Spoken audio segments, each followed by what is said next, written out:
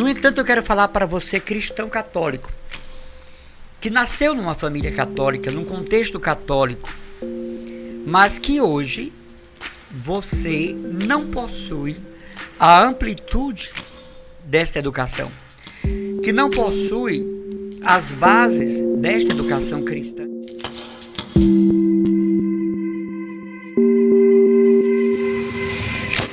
Você que nos acompanha aqui no canal Jesus no Barco, um grande abraço, uma saudação fraterna de paz e alegria no Senhor.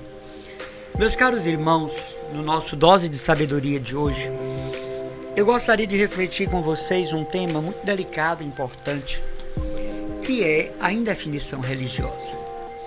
Nós vivemos num país pluralista em todas as dimensões, cultural, socioeconômico,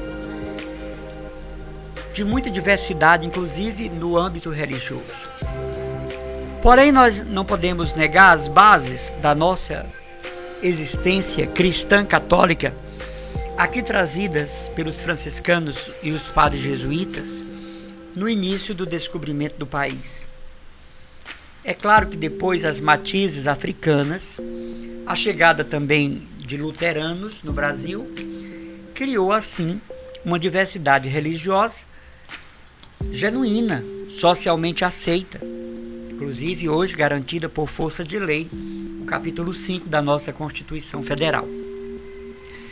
No entanto, eu quero falar para você, cristão católico, que nasceu numa família católica, num contexto católico, mas que hoje você não possui a amplitude desta educação, que não possui as bases desta educação cristã católica, e que por causa disso a sua fé é plural, a sua busca de Deus às vezes é subjetiva e não lhe permite progredir, crescer na fé cristã católica. E justamente por quê? Porque onde existe o desconhecimento doutrinal, não tem como haver os passos necessários da fé. Eu não posso investir naquilo que eu não conheço. E o que é pior, naquilo que eu não creio. Eu não posso crescer naquilo que eu desconheço. Naquilo que eu não tenho, por exemplo, base.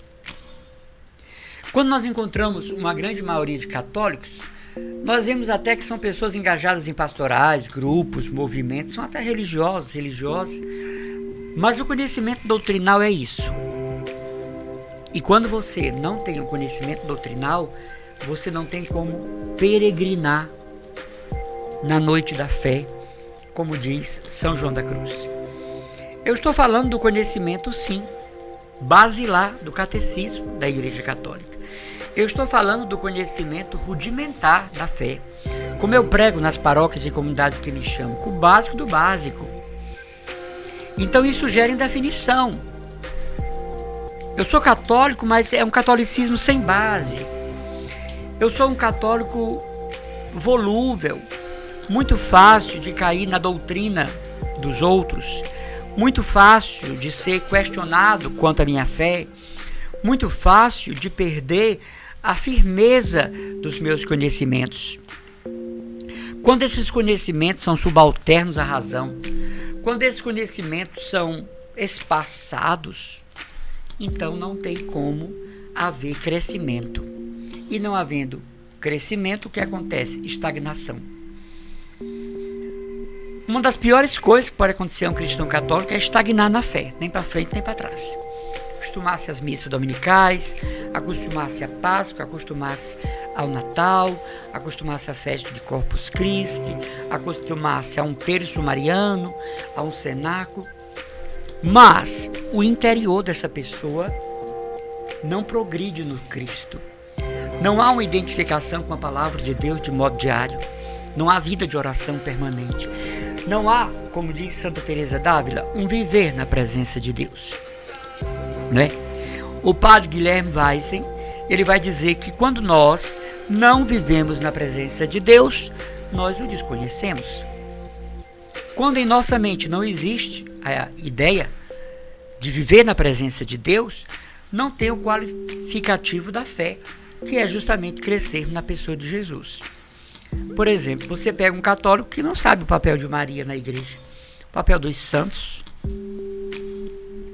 que não sabe a função do Papa, de um bispo ou arcebispo, que não sabe distinguir um sacerdote de um irmão, de um frei, que não sabe distinguir uma religiosa de vida ativa de uma religiosa de vida contemplativa, que não sabe o que é a comunhão dos santos, que não sabe o que são os sacramentos e como eles funcionam na escala da fé. Vou ser mais simples, que não sabe procurar uma passagem bíblica sem recorrer à internet ou a alguém que saiba. Quando você encontra um católico que não sabe sequer rezar o Santo Rosário, o terço, e se perguntar o porquê que você reza o texto das Santas Chagas, não sabe por quê. Porque reza o texto das batalhas vencidas, não sabe por quê. Conhecemos católicos que não sabem os mistérios diários do terço. Quais sejam, nas segundas-feiras, os mistérios gozosos, nas terças, os dolorosos, nas quartas, os gloriosos, nas quintas, os mistérios luminosos, para depois fazer novamente o progresso, na sexta-feira, o mistério doloroso, no sábado, o mistério gozoso. Pessoas que moram em dioceses do sertão não sabem a história do seu padroeiro, mas estão na festa, nos festejos, Santo Antônio, São Pedro, São João, Nossa Senhora dos Milagres, Nossa Senhora das Mercês, Nossa Senhora dos Prazeres. Isso é o católico de fé indecisa, de indefinição. Então chega alguém de outro credo religioso e, como se diz aqui no Ceará, faz sua cabeça facilmente. Ondula sua cabeça, seduz você para o credo religioso. Só tem condição de trabalhar pelo ecumenismo quem está firme na sua fé. Só tem condições de orientar outros quando existe firmeza no conhecimento doutrinal da igreja. Quantas pessoas nos procuram para perguntar sobre determinadas situações que acabam sendo deficiências na fé, são crendices. Religiosidade é uma coisa, espiritualidade é outra. Fé objetiva é uma coisa, fé subjetiva é outra. Então hoje aqui na Dose de Sabedoria, eu, irmão Emanuel, quero dizer a você, pedir a você, procure integrar-se em um grupo de estudos sobre a Igreja Católica. Porque lá você vai ter aulas sobre a Sagrada Escritura, sobre o Evangelho, sobre as conferências episcopais, sobre o Vaticano II. Lá você vai ter uma ideia realizadora sobre a vida dos santos, sobre a liturgia, que é o mistério fidei da igreja. Lá você vai compactuar seus conhecimentos com os recebidos e você será um católico digno de fé. Porque a igreja tem muita gente que se diz católico praticante. O Papa nem quer que use essa expressão. Ele diz que você é católico ou não é católico. Não existe isso de católico praticante e não praticante. O Santo Padre, o Papa Francisco, em uma das suas conferências, em uma das suas falas, ele diz: não existe essa história de católico praticante. Como se houvesse uma segunda camada, uma segunda classe.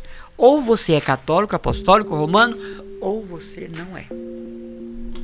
Então hoje, nessa preocupação pastoral nossa, está o incentivo a uma catequese pessoal, né? A uma doutrinação pessoal, a um conhecimento pessoal da fé católica. Porque você imagina uma pessoa onde tudo está solto na sua mente, tudo bagunçado. Não há uma sucessão de conhecimentos. Qual o papel de Maria? Como se chama o culto prestado a Maria? O culto prestado a São José. Como é o nome? Como é o nome do culto prestado aos santos, aos anjos?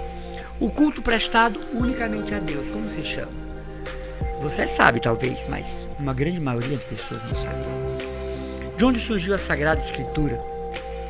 A história da aliança abraâmica até a vinda de Jesus. Quem capitulou, quem versiculou a Bíblia?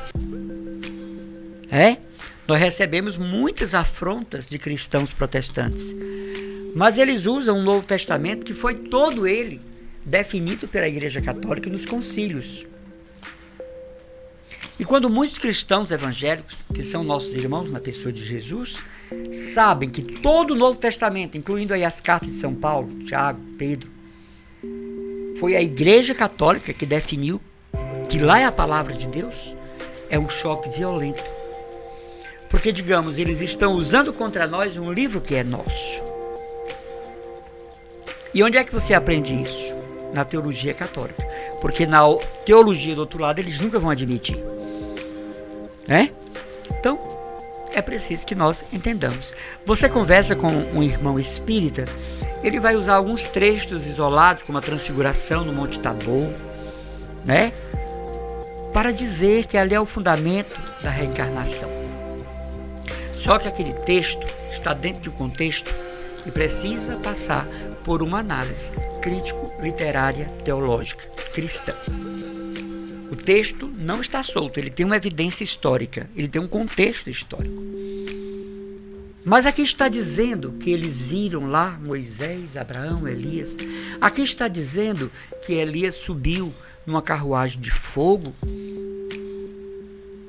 Então não tem informação para entender que aquilo é um conteúdo de explicação teológica de um fato que é uma narrativa, que é um gênero literário e não é um acontecimento real.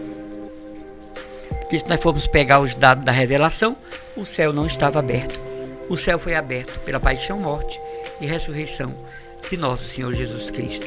O que existia era a expressão teológica também, seio de Abraão, para designar o conceito de eternidade com Deus. Então, meu abraço, a minha oração por você e o meu pedido, procure conhecer a fé católica. Procure amadurecer na fé católica. E aí você pode conviver com toda e qualquer religião ciente da sua, embasado na sua. Respeitar não significa aceitar. Eu posso respeitar um bandista e não aceitar a liturgia do seu culto. Eu posso respeitar um evangélico e devo, e não aceitar o seu cânone doutrinal. Eu posso respeitar alguém do candomblé, mas não preciso aceitar. Agora eu tenho que conhecer a minha doutrina. Um abraço e as orações do irmão Emanuel e de todos que fazem o canal Jesus no Barco.